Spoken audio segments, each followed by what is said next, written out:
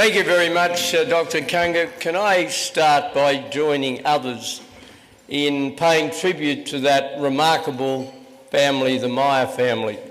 It's hard to think of a family in Australian history that has made a nobler, more generous contribution, not only to the life of the city of Melbourne, but the overall welfare of the people of this country. And Bales, it's lovely to see you here tonight, and to the other members of your family, and very particularly to Sid, who I pay tribute to for the work that he's undertaken over such a long period of time as chairman of Asialink. There are many other people I could mention, but there are just two. Can I say that it's great to be here with Glyn Davis, the Vice-Chancellor of Melbourne University.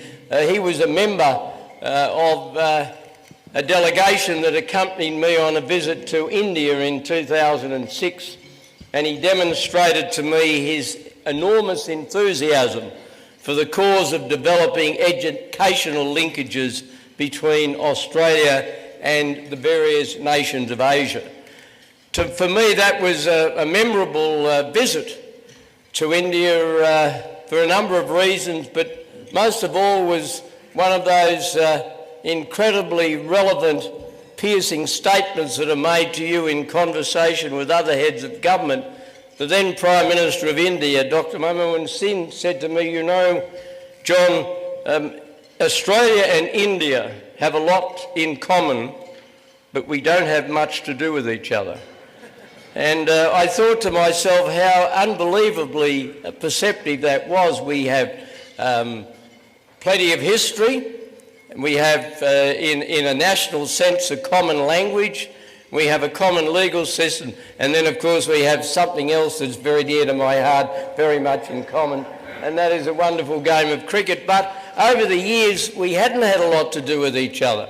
And I gently reminded him during the course of the discussion that one of the reasons was that a number of his predecessors, many years earlier, of course, many years earlier, had displayed a rather pro-Soviet line when it came to foreign policy disputes between the United States and the Soviet Union. But Glyn was a very enthusiastic member of that delegation. And the other person, can I express my great warmth at being with tonight, and that, of course, is my old friend Andrew Robb. Andrew was the Federal Director of the Liberal Party in 1996. And that was a good year, and 1996, and he did a good job. He did a fantastic job, and of course he then, many years later, after a very successful business career, joined the Parliament and became a minister in 2004. And of course he completed the work that was started under my government, and may I say very directly and genuinely continued by both the Rudd and Gillard governments of developing the free trade agreements with the economic powerhouses of North Asia. And it's worth reminding ourselves of that the building of links with Asia has been a joint Australian enterprise which has crossed the political divide. And no participants in politics in Australia, and in that context can I acknowledge the presence also of Gareth Evans, a very able, distinguished, long-serving Foreign Minister of Australia, that nothing is served in the Australian interest by either side of politics trying to claim a mortgage, an exclusive mortgage, on opening up our relations with Asia. History will record that the contribution made by John McEwen and Bob Menzies in inaugurating the Japan-Australia Commerce Agreement in 1957, and only 12 years after the horrors of World War II and the suffering of so many Australians in Japanese prisoners of war camps. It was a remarkable act of statesmanship, and it provided long-term basis. And interestingly enough, not ironically, but symbolically, that agreement was signed in 1957. That was the very year that the Treaty of Rome was signed, and the Treaty of Rome was the foundation document of what ultimately became the European Economic Community, which the decision of Great Britain to join in the 1960s caused enormous shockwaves to trade relations between Australia and the United Kingdom. And if it hadn't been for the foundation laid by that agreement between Australia and Japan, I doubt that we would have been able to successfully exploit in the way that we did the iron ore and other mineral discoveries in Australia in our trade with Japan, which of course provided such a wonderful replacement of our trade with the United Kingdom. So can I just say that also you can't, in looking at the history of our relations with the region, and if you're looking for Himalayan peaks, so to speak, of those relations, as well as the Japan-Australia Commerce Agreement, I must of course acknowledge the far-sightedness of Gough Whitlam and his party in the early 1970s in identifying the need to bring about a change in our relationship with what was then known as mainland China, which of course is now the nation which is our largest export destination. It's of course not possible to say anything about Australia's relations with the nations of our region without putting those relations in a world context. And the most important element of that world context is that the bilateral relationship between the United States and China is and will remain for the indefinite future as the most important and indeed the defining bilateral relationship for all the nations of the world. And that of course has great implications for us in Australia and has great implications for our relations with the nations of the region. And that relationship of course will be affected by the various leaders of those two countries. Now I know it is fashionable, and I understand the reasons for it, for people to be highly critical of the early months of the Trump presidency.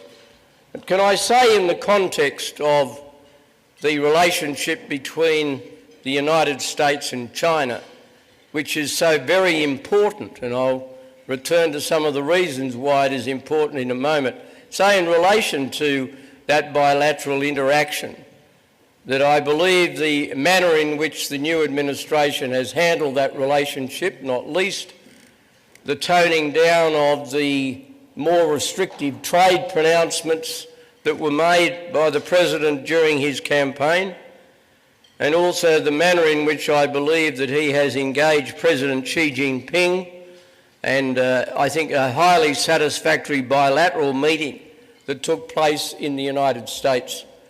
I believe that the President of the United States has injected some new elements into that bilateral relationship.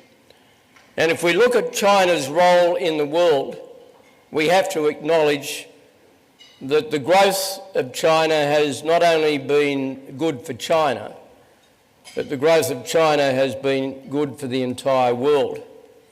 And everybody is aware of China's enormous economic growth, although it has to be remembered that on a per capita GDP basis, even by the year 2030, China will only be half as wealthy as the United States. We have to bear in mind that as China grows in power, irrespective of her political system, she must assume more and more responsibility. And I remember that way back in 1995, when I was what you might call a newly reminted opposition leader, I observed in a speech to Asialink that amongst the many areas of concern in our region were the South China Seas and the nuclear pretensions of North Korea. Now, they are two things that haven't changed, perhaps indeed they've intensified as the years have gone by. And I mention that because China has a unique area of responsibility in relation to North Korea. China has a capacity to exert a pressure on North Korea that no other country has. The North Korean challenge is certainly the most obviously dangerous challenge of our region, as well as a very dangerous challenge for the entire world. And the way in which the United States interacts with China and the capacity of the United States to engage China in a positive way in relation to North Korea will be of extraordinary importance to the stability of our region, because in North Korea you have the most dangerous combination of all in a leader who evinces a great deal of evil, and also a leader who demonstrates an extraordinary amount of irresponsibility. And it is a very, very dangerous combination. And the role that China must play, in my view, in exerting pressure on North Korea is extraordinary. Our own relationship with China has developed in a quite remarkable way. In the years that have gone by since I was first asked to address this gathering, of course, China, I think in 2007, passed Japan to become our largest export destination. And it's also worth observing on a more personal level that in 1995, when I first spoke to you, Italian was the most widely spoken foreign language in Australia. It is now Chinese. And the people-to-people links between Australia and China are there for everyone to see, and indeed are quite remarkable. It has been a tremendously well-developed relationship to which all governments in that period of time have made a positive contribution. But we would be very foolish if we took the success of the relationship for granted. There are some fraying edges. There is obviously, on the part of the Chinese, on occasion, some inability to understand that there is an openness and a robustness and a free speech element of our society, which of course is not to be found in China. And we have to gently and appropriately remind the Chinese government of that. And the treatment of some Taiwanese participants in a conference in Western Australia, to which our Foreign Minister properly drew attention a short while ago, is an example of that. But on our part, of course, we have to understand that China sees her economic relationship in Australia not just in terms of a recipient of our resources and increasingly our services, but also, of course, as a destination for Chinese investment. And we have to take great care to ensure that China is always treated in precisely the same way when it comes to foreign investment as indeed are other countries.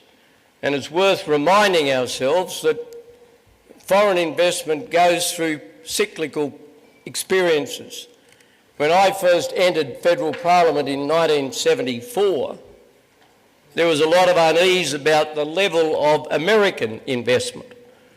And, this will sound rather ironic, I suppose, to a predominantly Victorian audience because of the great importance of the motor manufacturing industry to this state. But I remember people then saying that Detroit had too much involvement in the motor car industry in Australia. Now, of course, although we wouldn't quite now go down on our bended knees to have Detroit involved in our motor vehicle industry, we would very much like to see the situation other than what it is. And of course there was a period in the 1980s when we had concerns about, as did the Americans, about the level of Japanese investment.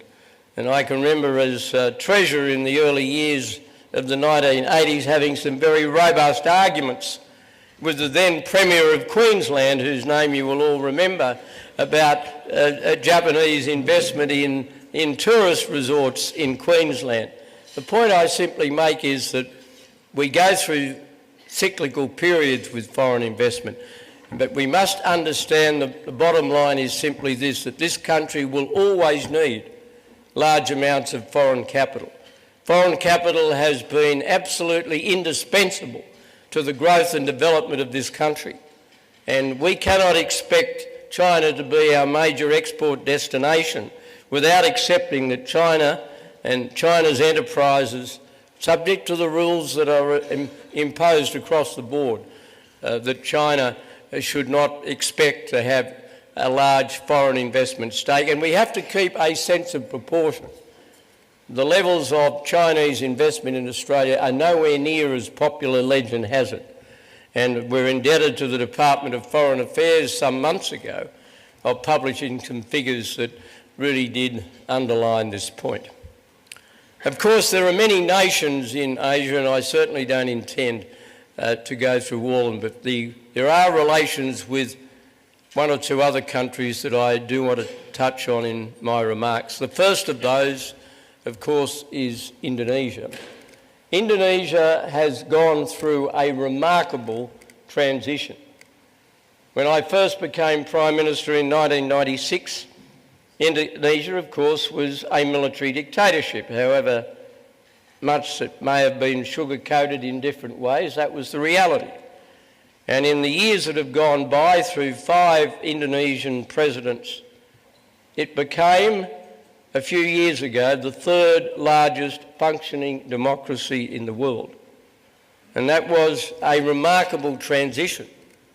And I often found myself at conferences over the last few years of rebuking European and American friends for not acknowledging what Indonesia had achieved.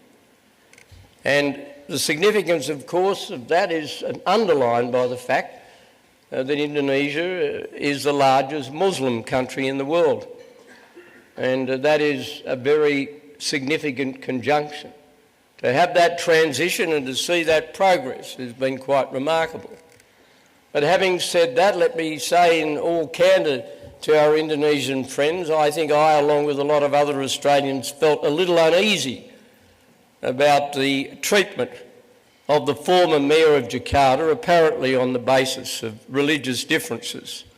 And I can only say that I hope that, as well as some of the more overt manifestations of the implementation of sharper elements of Sharia law in the province of Aceh, is not a sign that there is now to be some regression, because our friends in Indonesia and the relationship with that country is so tremendously important, always problematic because of the huge differences between the background, history, culture, religious composition and otherwise of two nations that live cheek by jowl with each other.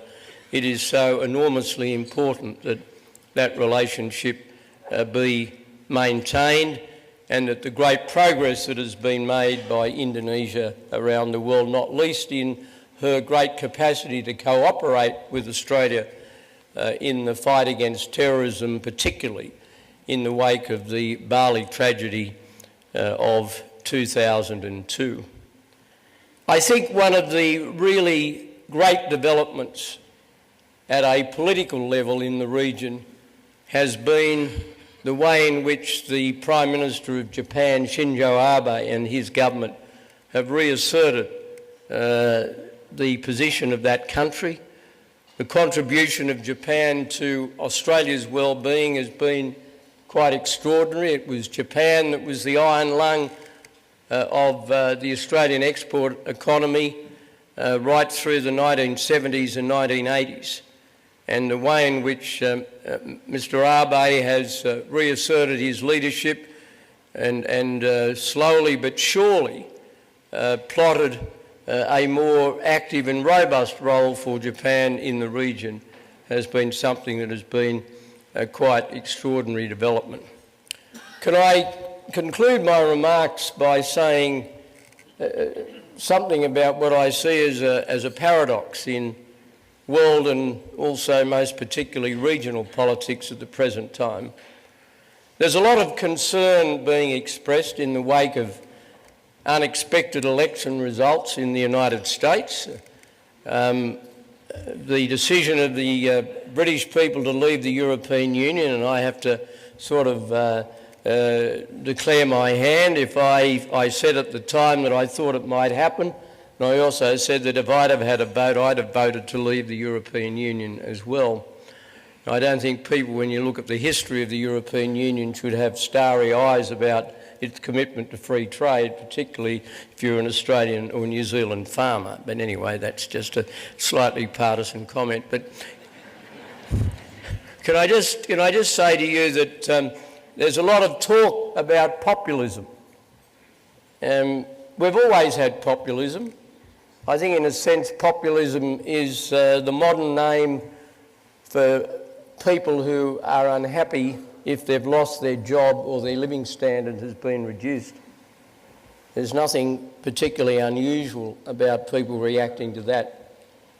And the paradox, of course, is that the very growth and success of Asia has contributed in some way to this sense of deprivation and unease in other parts of the world. And our great challenge, of course, is to reconcile the two, to do something about the unease in Europe and the United States, and to some degree our own country, but to a lesser degree, but also to never retreat from and fail to acclaim the remarkable achievement of Asia over the last 25 years. More people have been lifted out of poverty in the last 25 years through globalisation and competitive capitalism in our part of the world than at any time since the Industrial Revolution. And we hear a lot of lectures from time to time about great moral challenges. I still think the great challenge for the world is to reduce poverty. And there can't be a greater moral challenge, and you don't reduce poverty, of course, by destroying capitalism or by destroying enterprise. You reduce poverty by making capitalism and enterprise more freely available to people who are now impoverished. And we have seen this remarkable transformation. And the great transformation, of course, has occurred in Asia. And the Chinese economic miracle alone has lifted hundreds of millions of people out of poverty. And it's something that we should continue to acclaim and applaud and encourage and be part of.